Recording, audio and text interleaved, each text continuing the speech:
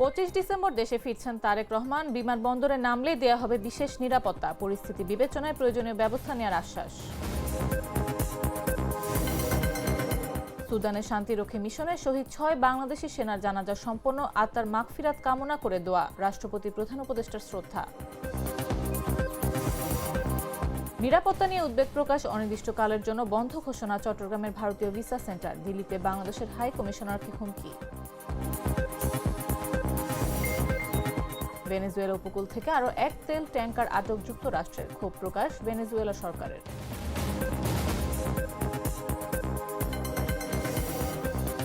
এবং খেলোয়াড় ও কোচ চেয়ে অনুরোধ। সৌদি আরবের অনুরোধ প্রত্যাখ্যান বিসিবির।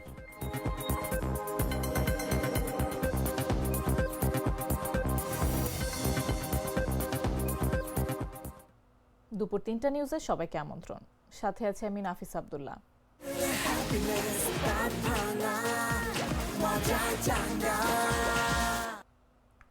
দীর্ঘ 17 বছরের বেশি সময় পর বিএনপির ভারপ্রাপ্ত চেয়ারম্যান তারেক রহমানের দেশে ফেরা ঘিরে রাজনৈতিক অঙ্গনে বাড়ছে কৌতূহল ও উদ্বেগ। আগামী 25 ডিসেম্বর যুক্তরাজ্য থেকে তার প্রত্যাবর্তনের খবরে সমর্থকদের মধ্যে যেমন উৎসাহ দেখা যাচ্ছে, তেমনি সাম্প্রতিক নিরাপত্তা পরিস্থিতি নিয়ে তৈরি হয়েছে শঙ্কা। যদিও স্বরাষ্ট্র মন্ত্রণালয় বলছে, তারেক রহমান দেশে এলে তার নিরাপত্তা নিয়ে বিশেষ কোনো ঝুঁকির তথ্য নেই। তবে পরিস্থিতি বিবেচনায় প্রয়োজনীয় ব্যবস্থা নেওয়া হবে। তহিদুজ্জামান তন্ময়ের পাঠানো তথ্যে বিস্তারিত জাগো ডেস্ক রিপোর্টে। দীর্ঘ প্রতীক্ষার পর নির্ধারণ হয়েছে তারিখ, কাটা হয়েছে বিমানের টিকিট, ট্রাভেল পাসও পেয়েছেন হাতে। এখন শুধু অপেক্ষা। বলছি বিএনপির ভারপ্রাপ্ত চেয়ারম্যান তারেক রহমানের কথা।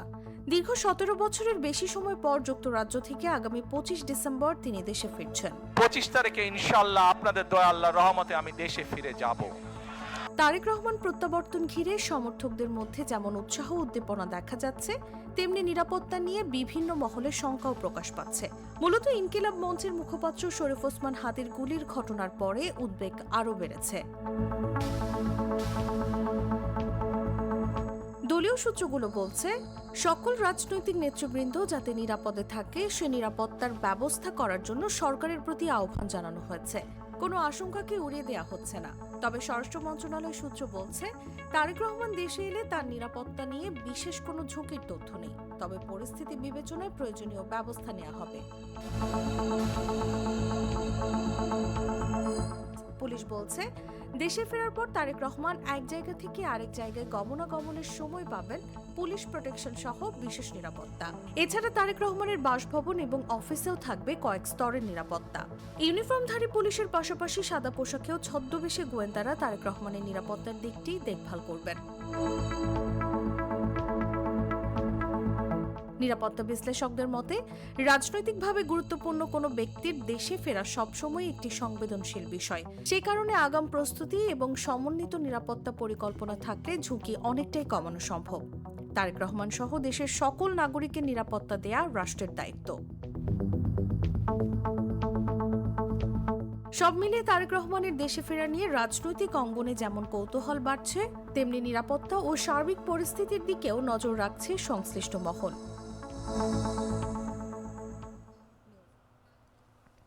তারেক রহমানকে ঘিরে বিশেষ নিরাপত্তা বলয় নিয়ে আলোচনার জন্য আমাদের সঙ্গে স্টুডিওতে উপস্থিত আছেন জাগো নিউজের সিনিয়র রিপোর্টার তহিদুজ্জামান তন্ময়। তহিদ, স্বাগত আপনাকে। ধন্যবাদ আপনাকে। প্রতিবেদনটিতে যেমনটি দেখছিলাম, সম্প্রতি ইনকিলাব মঞ্চের মুখপাত্র ওসমান হাদিকে হত্যার যে ঘটনা ঘটে গেছে সেই সময়কে কেন্দ্র করে তারেক রহমানের দেশে ফেরা নিয়ে আইন শৃঙ্খলা বাহিনীর সামনে কি কি চ্যালেঞ্জ রয়েছে বলে আপনি মনে করেন? ধন্যবাদ আপনাকে।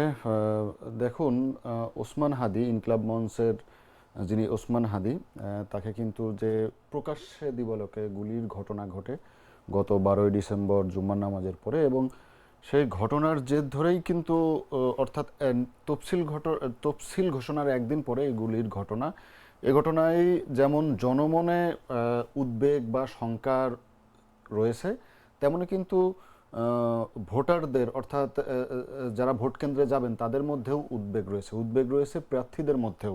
ইতিমধ্যে নারায়ণগঞ্জের বিএনপির একজন প্রার্থী কিন্তু তিনি বলেছেন যে তিনি নির্বাচনে অংশগ্রহণ করবেন না। কারণ হিসাবে তিনি বলেছেন নিরাপত্তায় শঙ্কায় তিনি ভুগেছেন। এরকম অনেক প্রার্থী কিন্তু নিরাপত্তার শঙ্কায় ভুগছেন। তো সরকারের পক্ষ থেকে কিন্তু এই হাদির ঘটনার পরে অর্থাৎ গুলির ঘটনার পরে বারংবার বলা হচ্ছে যে দেশে আইন শৃঙ্খলা পরিস্থিতি স্বাভাবিক রয়েছে এবং আপনি জানেন যে সেনাবাহিনী মাঠে কাজ করছে, এর সঙ্গে পুলিশের যেই টহলরত বা তাদের যে ডিউটি সেই ডিউটি কিন্তু বৃদ্ধি করা হয়েছে। এর পাশাপাশি বিশেষ একটি অভিযান গত 13ই ডিসেম্বর থেকে শুরু হয়েছে। তো সামগ্রিকভাবে বলা চলে যে দেশে আইন শৃঙ্খলা পরিস্থিতি স্বাভাবিক করতে সরকার বিভিন্ন পদক্ষেপ নিচ্ছে, আমরা মাঠ পর্যায়ে দেখছি, কিন্তু মাঠ পর্যায়ে আসলে মূলত আইন শৃঙ্খলা পরিস্থিতি স্বাভাবিক হচ্ছে না। এর পেছনে বিভিন্ন কারণ রয়েছে। আপনি জানেন যে 2024 সালে সরকার পতনের সময় অর্থাৎ 5 আগস্ট বিভিন্ন থানা থেকে লুট হয়ে যায় আগ্নেয়াস্ত্র এবং জেল থেকে পালিয়ে যায় কয়েক হাজার আসামি, এর মধ্যে 700 আসামি কিন্তু এখনো গ্রেপ্তার হয়নি।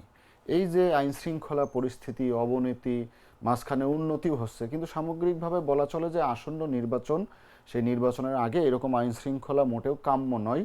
বিশেষজ্ঞরা বলছেন আইন শৃঙ্খলা আরও উন্নতি করা দরকার। আপনার প্রতিবেদনের তথ্য অনুযায়ী নজিরবিহীন নিরাপত্তা ব্যবস্থা যথেষ্ট করা হয়েছে তারেক রহমানের জন্য। তো তারেক রহমানকে ঘিরে বিশেষ নিরাপত্তা বলে কি কি থাকছে এবং এটি কতটুকু সফল হবে বলে আপনি মনে করেন? দেখুন, প্রায় দীর্ঘ 17 বছরের বেশি সময় পর বিএনপির ভারপ্রাপ্ত চেয়ারম্যান তারেক রহমান দেশে ফিরছেন আগামী 25 ডিসেম্বর। এর আগেও কিন্তু বিভিন্নভাবে বলা হয়েছিল যে তারেক রহমান আসবে, কিন্তু নির্ধারিত ফিক্সড ডেট কিন্তু জানানো হয়নি।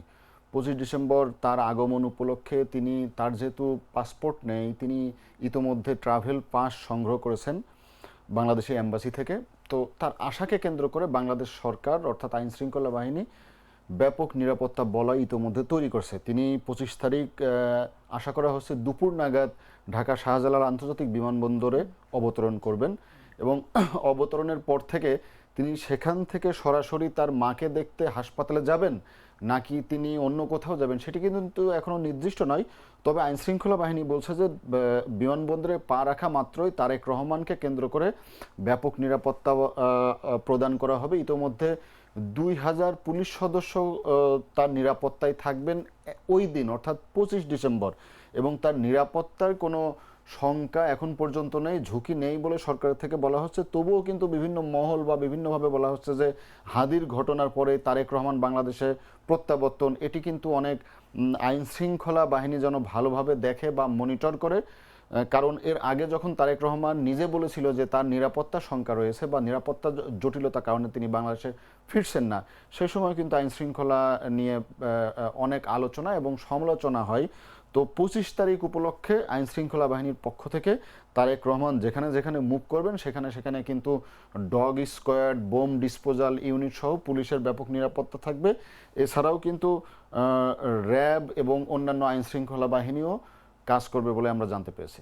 আচ্ছা, আপনি যেমনটি বলছিলেন সরকারের পক্ষ থেকে তারেক রহমানের নিরাপত্তা নিয়ে তেমন কোনো ঝুঁকি নেই, কিন্তু এই ওসমান হাদির মৃত্যুর পর কিন্তু কিছুটা এতে শঙ্কা থেকে যায়। তো এক্ষেত্রে বাকি প্রার্থীদের নিরাপত্তা নিশ্চিতে সরকার কতটা সজাগ?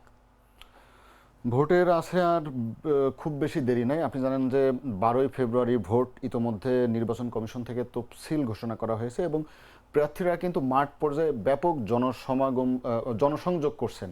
তো ইতোমধ্যে কিন্তু বেশ কয়েকজন প্রার্থী হুমকি ধামকি বা বিভিন্নভাবে হুমকি পেয়েছেন, ফোনে হুমকি পেয়েছেন, সরাসরি হুমকি পেয়েছেন। তো এসব প্রার্থীরা কিন্তু বলছেন মাঠ পর্যায়ে যারা কাজ করছেন, যারা জনসংযোগ করছেন, তারা বলছেন যে আইন শৃঙ্খলা পরিস্থিতি আরও উন্নতি করা দরকার। কারণ 12ই ফেব্রুয়ারি নির্বাচন, এই নির্বাচনকে কেন্দ্র করে আইন শৃঙ্খলা পরিস্থিতি যদি বর্তমান সময়ের মতো থাকে তাহলে সুষ্ঠু নির্বাচন করা কিছুটা কঠিন হয়ে দাঁড়াবে।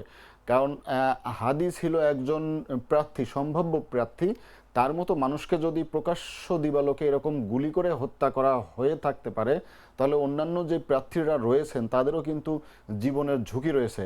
এবং স্বতন্ত্র প্রার্থী সহ বিভিন্ন রাজনৈতিক দলের প্রার্থী, বিএনপি, জামাত, সবাই কিন্তু দাবি করছেন যে সরকারের পক্ষ থেকে বলা হচ্ছে, সরকারের প্রতি দাবি করছেন যে আইন শৃঙ্খলা পরিস্থিতি আরও উন্নতি করা দরকার এবং বিশেষ করে প্রার্থী যারা রয়েছেন তাদেরকে নিরাপত্তা বলয়ের মধ্যে রাখা দরকার। কারণ নির্বাচন পর্যন্ত প্রত্যেক প্রার্থীরই নিরাপত্তা ঝুঁকি রয়েছে।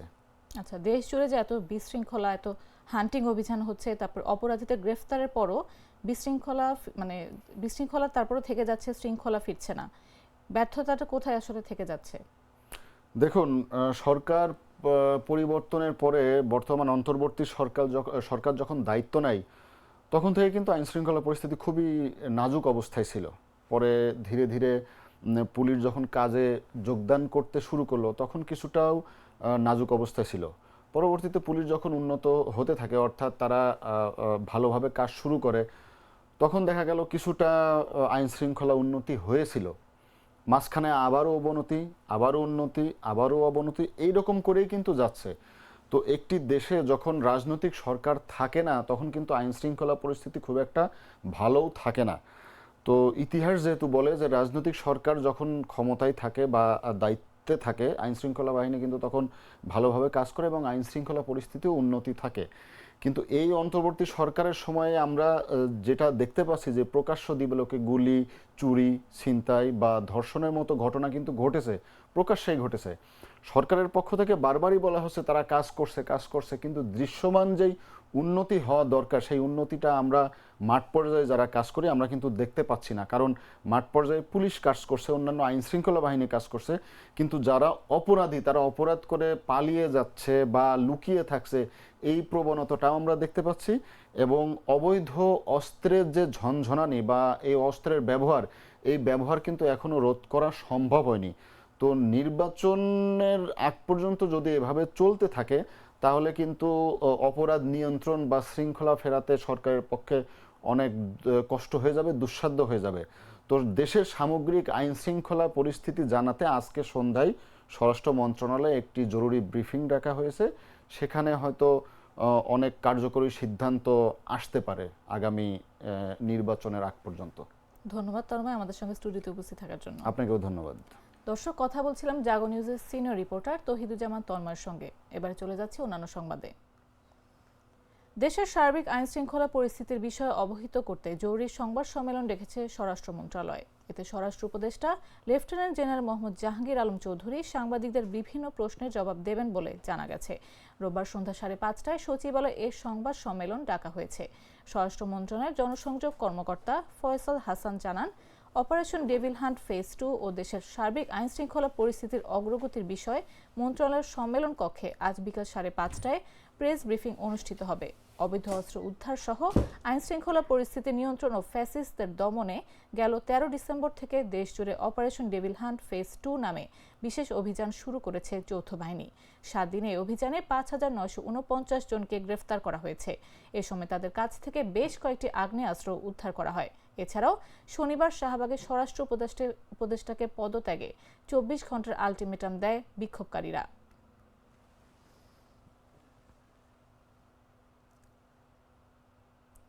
বাংলা সংস্কৃতি চর্চার ঐতিহ্যবাহী সাংস্কৃতিক সংগঠন ছায়ানটে হামলা, অগ্নিসংযোগ ও লুটপাটের ঘটনায় ধানমন্ডি মডেল থানায় একটি মামলা হয়েছে। রোববার মামলার বিষয়টি নিশ্চিত করেছেন ধানমন্ডি মডেল থানার ভারপ্রাপ্ত কর্মকর্তা সাইফুল ইসলাম। তিনি জানান, ধানমন্ডি থানায় হামলা, ভাঙচুর, অগ্নিসংযোগ ও লুটপাটের ঘটনায় 20 ডিসেম্বর রাতে একটি মামলা দায়ের হয়। মামলায় 300 থেকে 350 জন অজ্ঞাত পরিচয়ের ব্যক্তির বিরুদ্ধে মামলা দায়ের করেন ছায়ানটের প্রধান ব্যবস্থাপক দুলাল ঘোষ।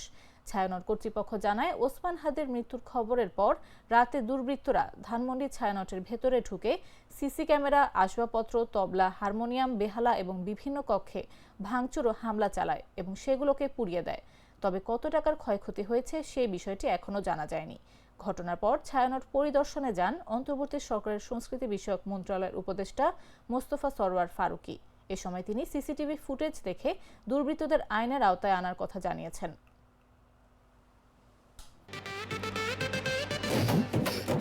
একটা ড্রিঙ্কও আমারে দিবা?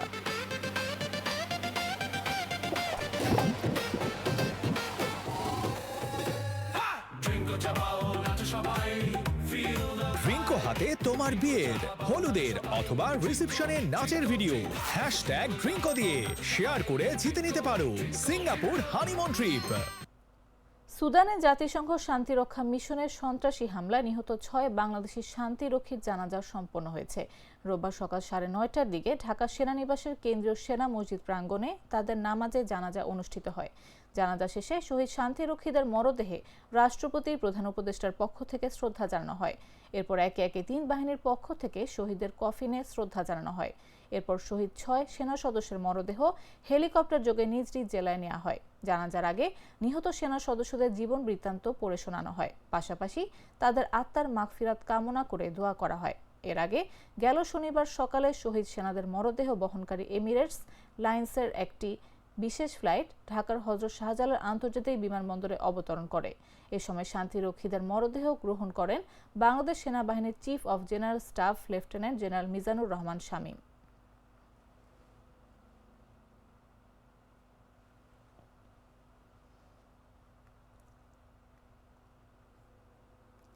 বিপ্লবীদের খুন করে বিপ্লবের চেতনা দমানো যায় না বলে মন্তব্য করেছেন জামায়াত আমির ডাক্তার শফিকুর রহমান। বলেন, হাদির দুশ্মনেরা কার্যত বাংলাদেশের দুশ্মন, কারণ হাদিরা বাংলাদেশের পক্ষে, বাংলাদেশের স্বাধীনতা এবং সার্বভৌমত্বের পক্ষে ছিল। রোববার সকালে ঢাকা বিশ্ববিদ্যালয়ের কেন্দ্রীয় মসজিদের পাশে সন্ত্রাসীদের হাতে গুলিবিদ্ধে শহীদ শরীফ ওসমান হাদির কবর জিয়ারতে এসে এসব কথা বলেন তিনি। সরকার এ পর্যন্ত যা করেছেন তাতে জনগণ মোটেই সন্তুষ্ট না দাবি করে তিনি বলেন, হাদির জানাজা নামাজে উপস্থিত হয়ে প্রধান উপদেষ্টা সহ উপদেষ্টা মণ্ডলী জনগণের দাবি বুঝতে পেরেছেন। এ সময় অতি দ্রুত সমস্ত সন্দেহ সংশয়ের বাইরে এসে খুনিদের গ্রেফতার করতে হবে এবং আইনের আওতায় আনার দাবি জানান তিনি। নিরাপত্তাজনিত কারণ দেখিয়ে চট্টগ্রামে ভারতীয় সহকারী হাই কমিশন সাময়িকভাবে ভিসা কার্যক্রম বন্ধ ঘোষণা করেছে। রোববার থেকে পরবর্তী নির্দেশনা না দেওয়া পর্যন্ত এ কার্যক্রম স্থগিত থাকবে বলে জানানো হয়েছে। এর আগে শনিবার ভারতীয় ভিসা আবেদন কেন্দ্রের ওয়েবসাইটে প্রকাশিত এক বিজ্ঞপ্তিতে এই তথ্য জানানো হয়। বিজ্ঞপ্তিতে বলা হয়, সম্প্রতি চট্টগ্রামে ভারতীয় সহকারী হাই কমিশনের আশপাশে ঘটে যাওয়া নিরাপত্তাজনিত ঘটনার প্রেক্ষাপটে এই সিদ্ধান্ত নেওয়া হয়েছে। এতে আরও বলা হয়, পরিস্থিতি পর্যালোচনা করে পরবর্তীতে ভিসা কার্যক্রম পুনরায় চালুর বিষয়ে যথাসময়ে ঘোষণা দেওয়া হবে। এর আগে গেল 18 ডিসেম্বর রাতে ইনকিলাব মঞ্চের মুখপাত্র শরীফ ওসমান বিন হাদির মৃত্যুর খবরে বিক্ষুব্ধ একটি অংশ চট্টগ্রামে ভারতীয় সহকারী হাই কমিশনের দিকে অগ্রসর হয়। পরিস্থিতি নিয়ন্ত্রণে আনতে আইনশৃঙ্খলা বাহিনী কঠোর পদক্ষেপ নেয়। ঘটনার পর থেকেই সহকারী হাই কমিশনার কার্যালয়ের নিরাপত্তা জোরদার করা হয় এবং সেখানে অতিরিক্ত পুলিশ ও সেনা মোতায়েন করা হয়।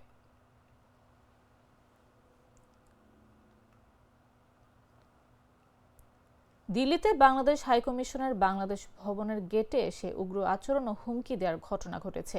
শনিবার রাতে কয়েকজন ভারতীয় নাগরিক সেখানে চিৎকার চেঁচামেচি করে দিল্লিতে নিযুক্ত বাংলাদেশের হাইকমিশনার রিয়াজ হামিদুল্লাহকে হুমকি দেন বলে জানা গেছে। এ বিষয়ে দিল্লিতে বাংলাদেশের প্রেস মিনিস্টার মোহাম্মদ ফয়সাল মাহমুদ বলেন, শনিবার রাত 8:30 থেকে 9:45-র মধ্যে 3টি গাড়িতে করে কয়েকজন ব্যক্তি বাংলাদেশ ভবনের গেটের সামনে এসে কিছুক্ষণ চিৎকার করেন। তারা বাংলা ও হিন্দি মিলিয়ে কথা বলছিলেন।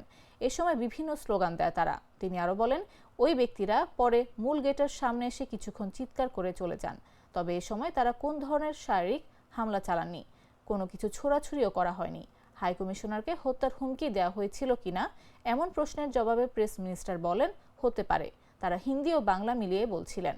ঘটনার পরপরই রাতে জরুরি ভিত্তিতে বাংলাদেশ হাইকমিশনের ডিফেন্স উইংয়ের সঙ্গে বৈঠকে বসেন high commissioner Riaz Hamidullah. Defence উইংয়ের এক কর্মকর্তা তাকে জানান, সংশ্লিষ্ট ব্যক্তিরা এসে চিৎকার করে চলে গেছেন এবং বাড়তি কোনো অপ্রীতিকর ঘটনা ঘটেনি। প্রাণ কফি ক্যান্ডি, কররা কফি, কঠিন স্বাদে। হাইকে বলো বাই। জানাবো আন্তর্জাতিক সংবাদ।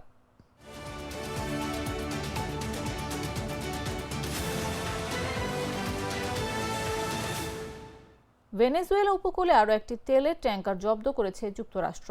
মার্কিন প্রেসিডেন্ট ডোনাল্ড ট্রাম্প ঘোষিত অবরোধ কার্যকরের অংশ হিসেবে এই পদক্ষেপ নেওয়া হয়েছে। এ ঘটনায় ক্ষোভ জানিয়েছে ভেনেজুয়েলা সরকার। তাদের অভিযোগ, এটি আন্তর্জাতিক জলসীমায় চুরি ও ছিনতাইয়ের শামিল। মার্কিন স্বরাষ্ট্রমন্ত্রী ক্রিস্টি নোম শনিবার সামাজিক যোগাযোগ মাধ্যম এক্সে এক পোস্টে ট্যাঙ্কার জব্দের বিষয়টি নিশ্চিত করেন। তিনি জানান, পেন্টাগনের সহায়তায় যুক্তরাষ্ট্রের কোস্ট গার্ড এই অভিযান চালিয়েছে। নোম লিখেছেন, নিষেধাজ্ঞাভুক্ত তেলের অবৈধ পরিবহন বন্ধে যুক্তরাষ্ট্র অভিযান চালিয়ে যাবে। তার কথায়, এই তেল আঞ্চলিক মাদক সন্ত্রাসে অর্থ জোগাতে ব্যবহৃত হয়। পোস্টের সঙ্গে সমুদ্রে একটি বড় ট্যাঙ্কারের ওপর নিচু দিয়ে উঠতে থাকা হেলিকপ্টারের প্রায় 8 মিনিটের একটি ভিডিও যুক্ত করা হয়। ভোররাতে চালানো এই অভিযানটি সাম্প্রতিক সপ্তাহগুলোতে ভেনেজুয়েলার আশপাশে যুক্তরাষ্ট্রের দ্বিতীয় ট্যাঙ্কার জব্দের ঘটনা।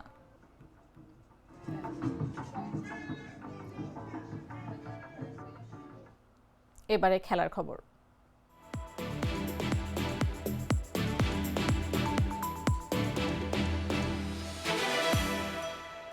ক্রীড়া নিয়ে দীর্ঘমেয়াদী পরিকল্পনা করেছে সৌদি আরব। দেশীয় ক্রিকেটে দ্রুত উন্নতি এবং আন্তর্জাতিক ম্যাচেও ভালো করার দিকে মনোযোগ দেওয়ার উদ্দেশ্যে খেলোয়াড় ও কোচ চেয়ে বাংলাদেশ ক্রিকেট বোর্ডের কাছে অনুরোধ করেছে সৌদি ক্রিকেট বোর্ড। তবে তাদের সেই অনুরোধ প্রত্যাখ্যান করেছে বিসিবি। রোববার ক্রিকেট বিষয়ক ওয়েবসাইট ক্রিকবাস এই তথ্য জানিয়েছে। সৌদি আরব পরিকল্পনা টেস্ট খেলুড়ে দেশ থেকে খেলোয়াড় এনে দীর্ঘমেয়াদে তাদের হয়ে খেলানোর। এর আগে এমন কৌশল ব্যবহার করেছিল সংযুক্ত আরব আমিরাত ও যুক্তরাষ্ট্র। বিসিবি সভাপতি আমিনুল ইসলাম ক্রিকবাসকে জানান, সৌদি 2 মাস আগে কোচ ও খেলোয়াড় চেয়ে তার সঙ্গে যোগাযোগ করেছিল, কিন্তু তিনি না বলেছেন।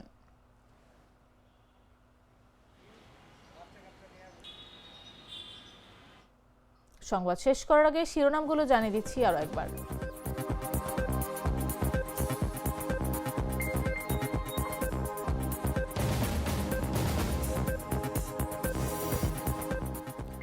ডিসেম্বর দেশে ফিরছেন তারেক রহমান। বিমানবন্দরে নামলেই দেয়া হবে বিশেষ নিরাপত্তা। পরিস্থিতি বিবেচনায় প্রয়োজনীয় ব্যবস্থা নেওয়ার আশ্বাস। সুদানের শান্তিরক্ষী মিশনে শহীদ 6 বাংলাদেশি সেনার জানাজা সম্পন্ন। আত্মার মাগফিরাত কামনা করে দোয়া, রাষ্ট্রপতি প্রধান উপদেষ্টার শ্রদ্ধা। নিরাপত্তা নিয়ে উদ্বেগ প্রকাশ, অনির্দিষ্টকালের জন্য বন্ধ ঘোষণা। চট্টগ্রামের ভারতীয় ভিসা সেন্টার, দিল্লিতে বাংলাদেশের হাই কমিশনারকে হুমকি। ভেনেজুয়েলা উপকূল থেকে আরো এক তেল ট্যাঙ্কার আটক যুক্তরাষ্ট্রের। ক্ষোভ প্রকাশ ভেনেজুয়েলা সরকারের।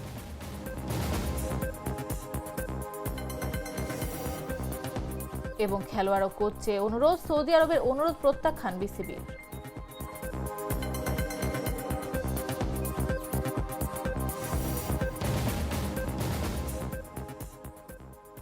দর্শক, এই ছিল এখনকার মতো।